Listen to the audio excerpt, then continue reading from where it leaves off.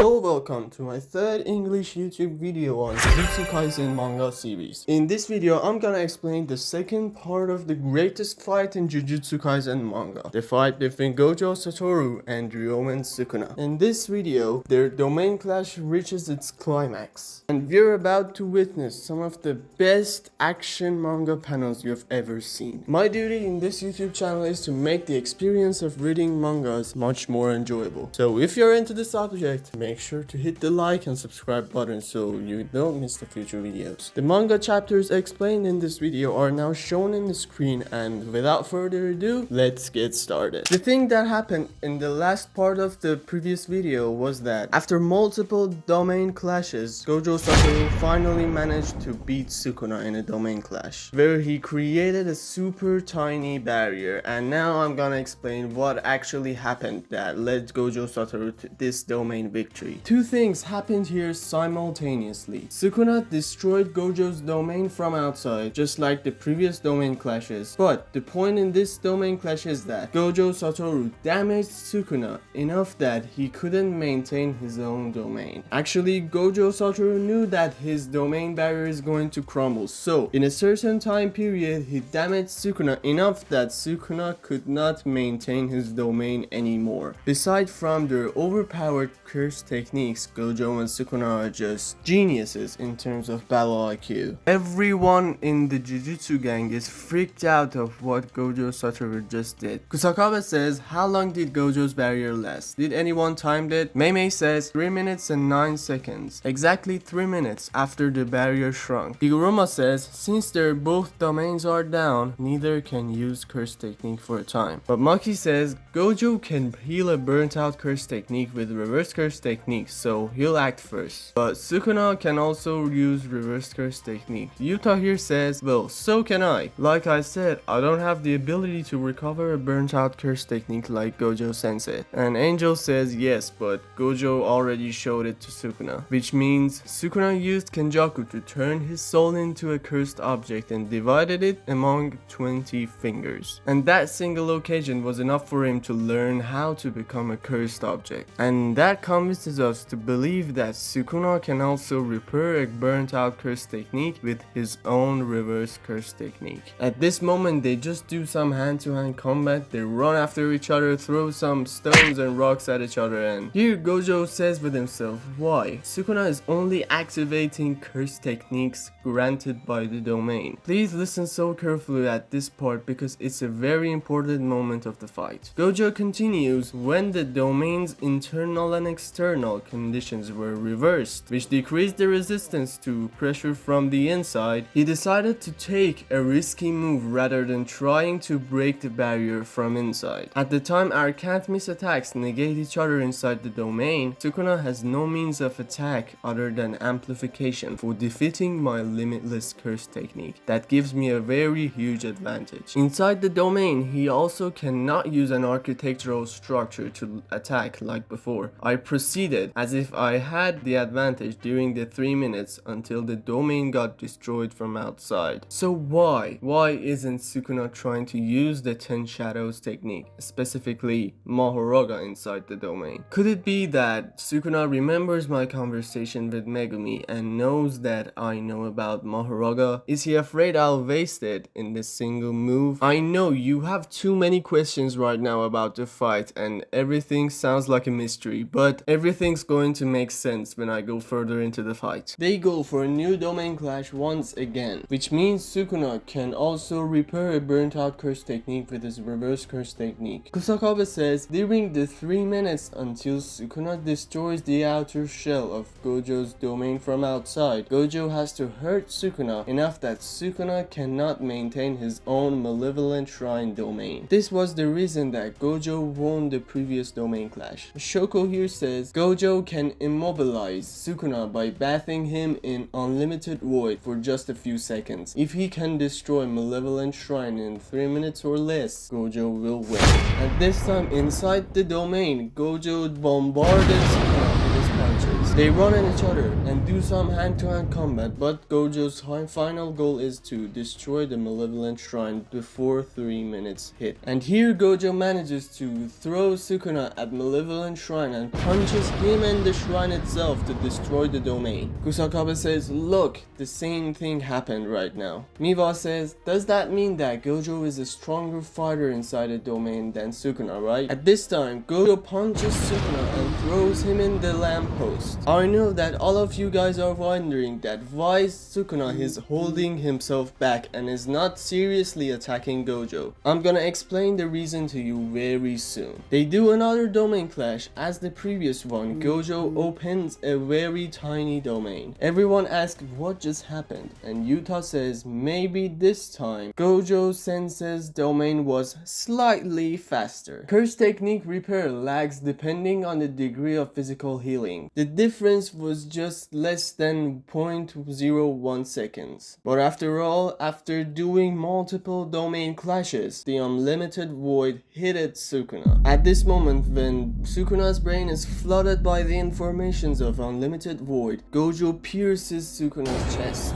And inside Gojo's domain, in 2 minutes and 40 seconds since the last domain expansion, Malevolent Shrine finally collapses. At this time, Sukuna is just mentally paralyzed and is just staring at Gojo doing nothing. And Gojo here says, I'm not done yet. I still want to crush his heart, lungs and liver so he's closer to death than Yuji was at the juvenile detention center. At this moment that I know all of you guys are thinking about Sukuna is dying and there's nothing he can do, he's losing the fight, he just reveals the ace in a hole, and with this treasure he summons Mahoraga. And here Gojo says, Mahoraga, right now I'll have to destroy it with one attack before it adapts to my unlimited void. But before Gojo is prepared to do anything, Mahoraga just pierces the domain's barrier with his sword because he's already adapted to the unlimited void. And this is the amazing point that I was waiting to tell you guys. The reason Sukuna was holding back in the previous domain clashes and was not trying to destroy the domain from inside was for Mahoraga to adapt to Gojo Satoru's unlimited void so he can nullify one of the most lethal weapons of Gojo himself. And I call this supreme battle IQ. Jujutsu Gang sees Mahoraga enters the fight and they say, wow, the Zenin clan's secret weapon. Shoso says it's a Shikigami that can adapt to various attacks. Yuji says, has it adapted to unlimited void? And the answer is yes. Sukuna managed to revive himself at the brink of death using Mahoraga. In the fight against Yorozu, Sukuna himself bore Mahoraga's adaptation and thereby saw through construction. The can't miss attacks that negated each other across 5 domain expansions covered everything inside the domain for Gojo and everything except himself inside the domain for Sukuna, but didn't cover the can't miss attacks with regard to him. He took the hit from unlimited void 5 times and bore the burden of adaptation, and what he adapted to was actually Megumi's soul. Gojo thinks with himself, unlimited void in 0.01 seconds a moment ago, impossible. Regardless of the wheels turning, Mahoraga manifested after that. Did Sukuna bear the burden of adaptation? No, it was Megumi's soul. At this moment, when Sukuna summoned Mahoraga to escape Gojo's unlimited void, everyone in the Jujutsu Kaisen fandom says that if Sukuna didn't have the 10 Shadows technique and specifically Mahoraga, he would lose the fight at this exact moment. And the theory is actually true but incomplete in my opinion. Sukuna already knew about Gojo's unique abilities from the beginning of the series, and he knew himself that he needed an external technique or an external Shikigami to deal with Gojo's limitless and unlimited void. That's why he was always keeping an eye on Megumi, because he wanted him as his new vessel. He knew inside Yuji's body there was no chance to defeat Gojo, but on the other hand, Megumi is a perfect vessel that has the ability and actually the Shikigami that Sukuna needs to counter with Gojo's limitless and unlimited void. And actually Sukuna planned all of this from the the beginning to use it at this exact moment. And something like this is not called luck. It's a battle IQ that is learned through experience from fighting for more than 1,000 years. This is exactly what differentiates Sukuna with other cursed spirits and makes him the king of curses. So now let's get back to the actual fight. Sukuna says, "You look like you have something to say." Gojo says, "Not really, I'm just glad you're fighting so hard." Sukuna says,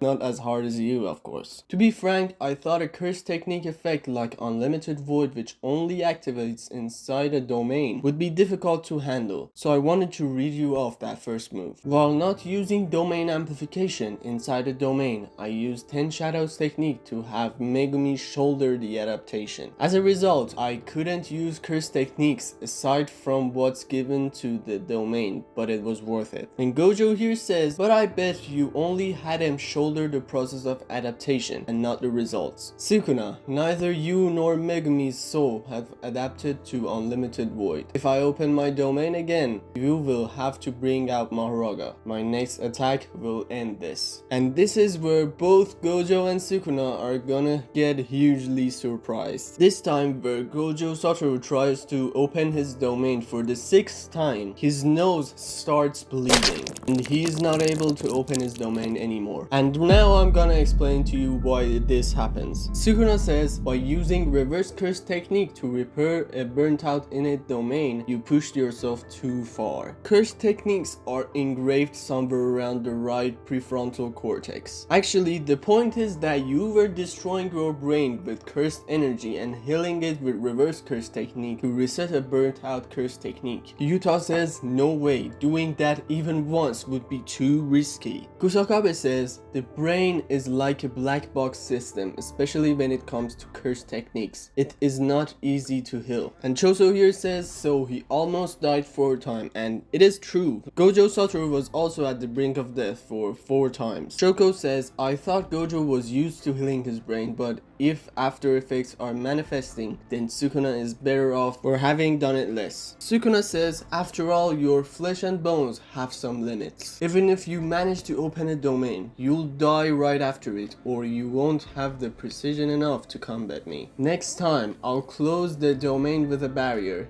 You'll have nowhere to run. That's where I cut you into the pieces and adapt to infinity as well. So, goodbye, the strongest sorcerer of modern era. Turns out you were lucky to be born in an area where I wasn't around. After all, you're just another mediocre jujutsu brat like others." And Sukuna in his mind tries to end this battle with his final domain expansion. But the thing that he didn't expect happened right here. Boom! The malevolent shrine collapses right after he opens his domain, and now Sukuna's eyes are entirely covered by his blood. The point is, the amount of time that Unlimited Void struck Sukuna was just less than 10 seconds. And just like what happened to Gojo, he took enough damage to his brain that opening a domain was impossible for him right now. And Gojo here laughs and says, "It seems like it's working. My students are all watching the fight, so help me look even cooler, okay?" And this moment where both Gojo and Sukuna are unable to open their domains, the hand-to-hand combat just begins. And this moment, Gojo just throws a right hook at Sukuna's face. Gojo says, "Ultimate strength and the solitude it brings. I'm the one who will teach you about love." Kusakabe asks, "Is there anyone here who has taken a serious punch from Gojo?" Yuta says, "I'm not sure if it counts as serious, but he once applied limitless curse technique to me." And Hakari says, "Same here." Kusakabe says, "At the moment of contact, he uses blue to boost fists reinforced with cursed energy." Hakari says, "In addition to boosting power, it feels like receiving a counter punch. Even though he's punching like normal, it becomes way worse." And Kirara here asks, "Does it hurt?" Yuta and Hakari say, "More than you can imagine." Yuji says, "Nanami said it before. He said, if you want to continue being a sorcerer, don't compare yourself to Gojo. Powerful strikes that would be difficult for me to pull off are like piece of cake for him. To be honest, when I see him fighting, I'm saying like, what the fuck? How can this be possible?" Kusakabe says, "In other words, I have no idea what Gojo's going to do next." After that, Gojo grabs Sukuna's collar and robs him to destroy the entire asphalt of the street. Just look at the scene. This manga panel is just like a humiliation for the King of Curses. They throw some punches and kicks at each other that are displayed in the screen, and there's nothing to explain about it. You just need to witness and enjoy the scenes. At this part of the fight, Gojo is dog walking Sukuna. Flexing his speed, he drops some fatal strikes at Sukuna. But the point is, Sukuna is holding himself back for a much greater objective. After a while, Sukuna finally makes a move and punches Gojo and throws him at the traffic light. Gojo immediately grabs the traffic light and stands on top of it like Spider-Man. And as you can see, a wheel has appeared above Sukuna's head. After an attack hits Mahoraga, the wheel turns and he adapts. Gojo is understanding why Sukuna is holding back. He says with himself, when he touches me with amplification, Mahoraga's wheel blackens. That must mean interrupted adaptation. Maybe he can't use a domain, but he can amplify because his damaged brain was actually focused on the part that was delivering the barrier technique. And Sukuna says with himself, he doesn't want me to adapt, so he isn't using any curse technique other than lapse. That actually makes sense. Suddenly, Gojo jumps from the traffic lights and tries to punch Sukuna. Here, Jujutsu gang are asking questions about Mahoraga. They're saying he is not bringing out Mahoraga. Mei says that means he finished adapting to Unlimited Void on the 5th time. Hakari on the other hand says so does Gojo's Limitless give rise to a technique that requires the wheel to turn multiple times. Kusakawa says that is also possible. At this point, doing the impossible is normal for those two. Sukuna here says, have you noticed? Gojo says, it's 4 times total, right? Only 3 left. That's the number of times the wheel turns until Mahoraga adapts to my Limitless. Sukuna says, yeah, it's a countdown until you lose that shitty protective layer. And here Gojo says one of the most egoistic lines in the entire manga. He says, I don't need that much time to kill you. Kurusu says, has he forgotten that's Megumi's body? And Kashimo says, it's okay, go on and forget. Yuji says, look, here's the second spin. 2 more spins left for Sukuna to adapt to Gojo's infinity. You need to act more concerned, Gojo. Just look at the fighting panel. They are amazing. It shows the level of excitement in this fight. After some heavy hand-to-hand combat, finally the wheel spins for the 3rd time. The point of this part of the fight is that Sukuna is just trying to buy time in order to adapt to Gojo's Limitless. So after that, he can touch Gojo, and definitely killing Gojo with touching him is much more easier than not touching him. Yeah. Hakari says, the 3rd spin, 1 more left to adapt. And Yuji here asks a very important question. He says, is it the time that's needed for the adaptation, or is it just the experience? He means, does it take for Mahoraga to adapt to an attack after a time passes from the first attack, or he needs to get attacked multiple times in order to adapt to it? And Kashimo says, either option is possible. That's all there is to it. The point is that mangaka doesn't want you to know the answer of this question right now, but you will understand the answer at the end of this fight. After this, Gojo throws Sukuna into an indoor environment. Gojo says, now I'll give him hell. Now he completely believes that I'm going to use only blue technique. With this timing, he won't be able to react. Now here we go. Jutsushiki Hanten. Akai. He uses a curse technique reversal, red technique, right at the face of Sukuna. But Sukuna manages to easily dodge this attack using domain amplification. Gojo says he used amplification to minimize the damage. Sukuna says, as I expected, even if domain amplification can neutralize the load output of his neutral Limitless, it can't fully neutralize the strengthened blue or reversed red. Sukuna says, oh, such sloppiness. You're so mad that I read your hand, right? Gojo here says, just to let you know, the red hasn't exploded yet. And boom!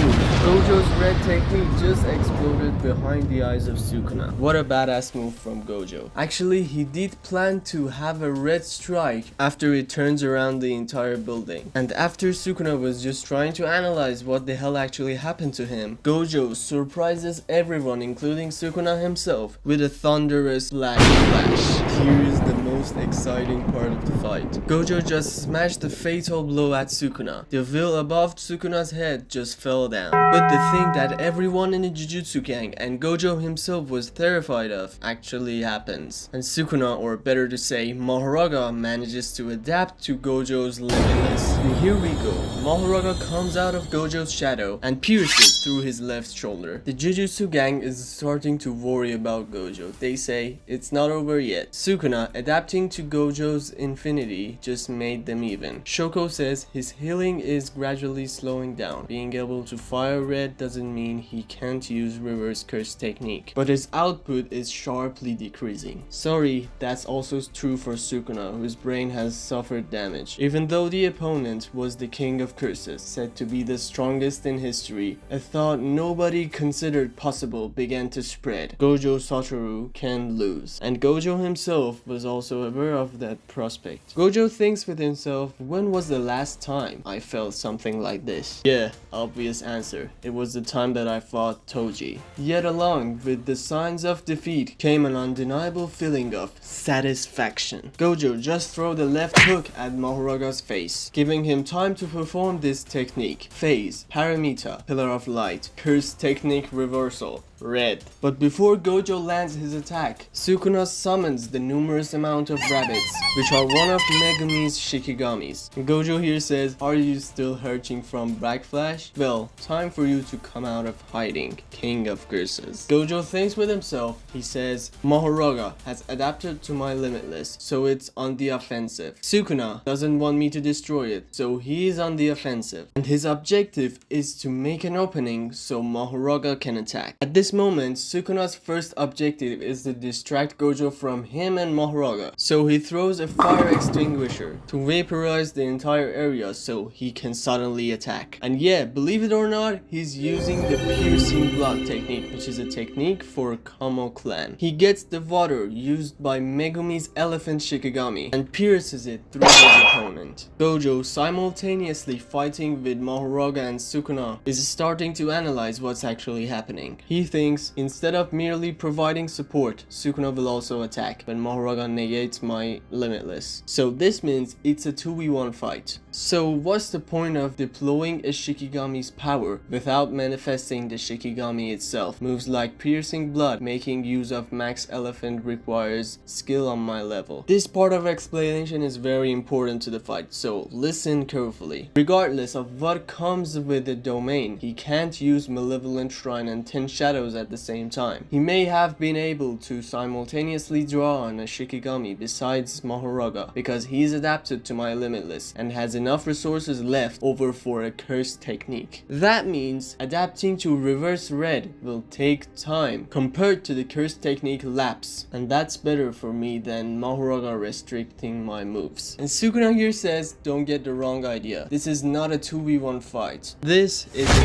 3v1 fight. At this moment of the fight, Sukuna summons the Noe Totality Merged Beast Agito Shikigami. Actually, Agito is a combined and merged form of Megumi's 4 Shikigamis. These 4 including Noe, the bird, the deer Shikigami, the serpent, and the tiger Shikigami, all combined into one. In the next episode, we're going to witness the final part and the ultimate battle of Gojo Satoru against Sukuna, Mahoraga, and merged beast Agito. Thanks to all of you guys for watching my video until the end. Make sure to drop your thoughts in the comment section. Tell me what you think about the video, which part of the fight and which part of the video actually was your favorite, and even if you have literally nothing to say, just drop a heart sticker for me to let me know that you liked the video. The next video is going to get uploaded in the channel every week at Thursdays, so make sure to hit the subscribe button so you don't miss the future videos. I'll see you in the next video of Jujutsu Kaisen manga explanation, and till then,